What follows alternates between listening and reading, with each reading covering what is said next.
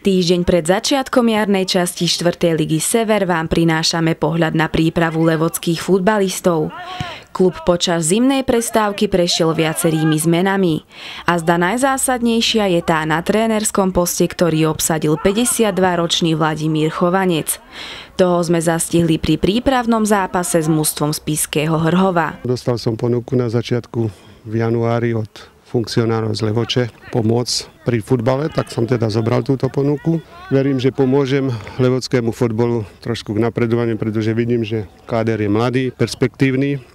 A pokiaľ sa teda podarí udržať v 4. lige, takže bude to dobrá príprava do ďalšej sezóny. Nový Lodivod má bohaté trénerské skúsenosti. Pôsobil pri žiakoch v Liptovskom Mikuláši, Banskej Bystrici a aj Žiline. No a posledne plnil funkciu manažéra a trénera mužov v 3. ligovej Považskej Bystrici. Dostali sme vlastne považsko-bystrický futbal z 1. triedy až do 3. ligy. Na adresu nového trénera sa vyjadrili aj členovia realizačného tímu. Skonsolidoval si myslím celé mužstvo, dáva príležitosť mladým chlapcom. Trošku sme to aj potrebovali očistiť, jak v Hradských Hradoch, tak aj v realizačnom týme. Tvorí sa taký mladý kolektív, myslím si, že do budúcnosti veľmi ambiciózny. Môžem povedať, že vidno progres. Zimnú prípravu poznamenali dve skutočnosti. Tou prvou je až 8 zranených hráčov zo širšieho kádra. Rôzne prechladnutia, zápaly plúc a operácie. Takže bolo to také dosť nevinútené, ale trošku nám to narušilo ten harmonogram prípravy. Druhá optimistickejšia je, že k mužstvu sa pridali hneď niekoľkí dorastenci.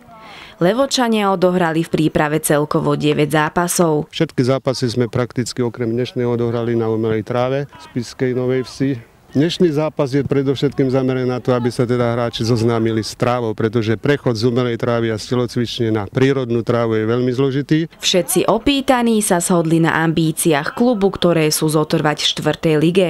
Samozrejme, že máme túto ambíciu zotrvať v tejto 4. ligovej spoločnosti, avšak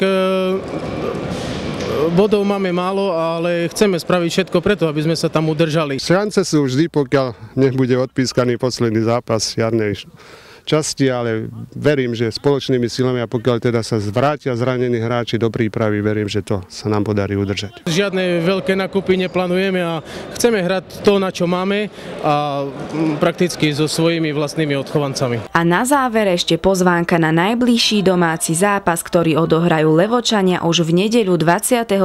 marca proti Finticiam. Príďte sa pozrieť.